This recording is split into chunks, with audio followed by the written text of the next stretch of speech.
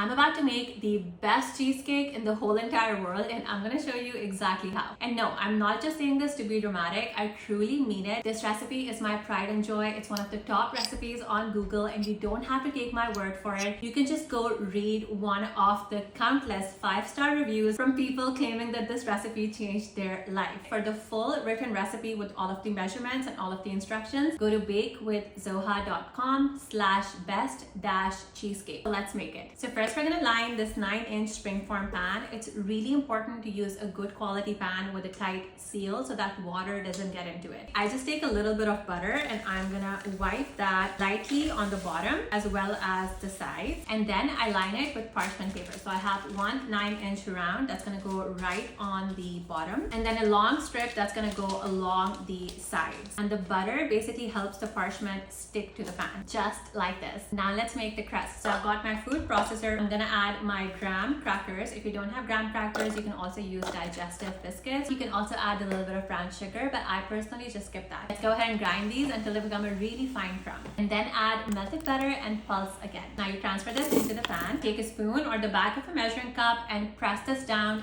really, really tightly. The tighter you pack this, the crispier your crust is going to be. Now we're gonna bake this at 350 Fahrenheit for just 7 to 8 minutes to get this golden and crispy. Now let's work on the cheesecake batter. And this batter is really simple. There are no fancy ingredients, but the quality of the ingredients makes a big difference. So first of all, you need cream cheese. Make sure to use the cream cheese that comes in blocks, not in tubs, and you can never go wrong with Philadelphia. Make sure you are using full fat sour cream and full fat heavy cream, and everything has been brought to room temperature. That is critical to make sure that you get a smooth batter. So go ahead and add your cream cheese to the bowl of the stand mixer. I'm also gonna add in the sugar, the salt, and the vanilla. And you ideally want to use something that has seeds in it, like vanilla bean paste or this Trader Joe's vanilla flavor that has vanilla bean seeds. Two important things. Number one, we're going to use a paddle attachment, not the balloon whisk attachment, because with cheesecake batter, we don't want to incorporate a lot of air into it. We want it to be more silky, more creamy. And number two, throughout this whole batter making process, you're going to go ahead and scrape the bowl multiple times to help ensure that everything is well combined and there aren't any lumps of like unmixed ingredients, especially cream cheese in there. Let's go ahead and whisk this for a few minutes until the cream cheese and sugar are well combined, and that is perfectly creamy. Now we take a separate bowl in which we're gonna break down our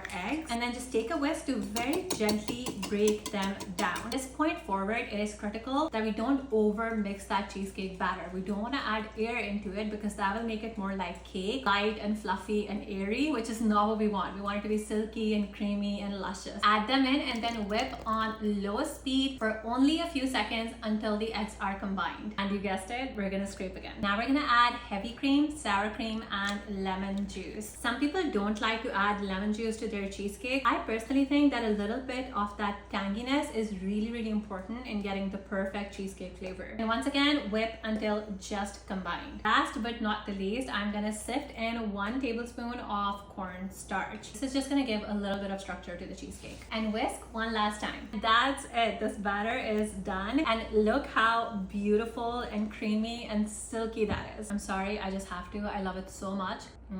At this point, you can take 2 large sheets of aluminum foil and wrap them really tightly around the outside and bottom of your pan so that no water goes in. I'm not gonna do that because I'm very confident in how tight this pan is. Now let's pour the cheesecake batter into the pan. Gently tap the pan on your counter a few times to get rid of any air bubbles, because the air bubbles can cause the cheesecake to crack. Now it's time to bake, but there's 3 really important things about baking this cheesecake to get it right. Number one, we're gonna do it in a water bath. What that means is I'm gonna place a large sheet, I'm gonna put boiling water in it, and then put the cheesecake pan inside. Water bath basically helps make sure that the cheesecake bakes really low and slow. Number two, we are not gonna open and close the oven door at all throughout this baking process until at least 70 minutes, because we don't want sudden temperature changes. They can cause the cheesecake to crack. And number three, but most important, we're actually gonna slightly under bake this cheesecake and only bake for 75 to 80 minutes. That is gonna help ensure that we get that beautiful, luscious texture, because in my opinion, most baked cheesecakes out there are are over baked, which causes them to become eggy and dry and crumbly. Let's go ahead and bake. Cheesecake is out of the oven, and you can see when I jiggle it, it looks somewhat set around the edges but has a lot of jiggle in the middle, and we want the jiggle in the middle. Now we have to let this fully cool down. What that means is 2 hours at room temperature, so just like this, followed by at least 12 hours in the fridge. And if I can be patient at 8 months pregnant, so can you. It is the next day and the cheesecake is looking so perfect. Let's carefully remove it from the pan, and this is totally optional, but I like to decorate with a little bit of whipped cream on top. I'm just doing these dollops because I think it's such an easy decoration technique that always looks amazing. And in case you're wondering, this is just plain heavy cream that I have whipped to stiff peaks. It looks so good. So excited.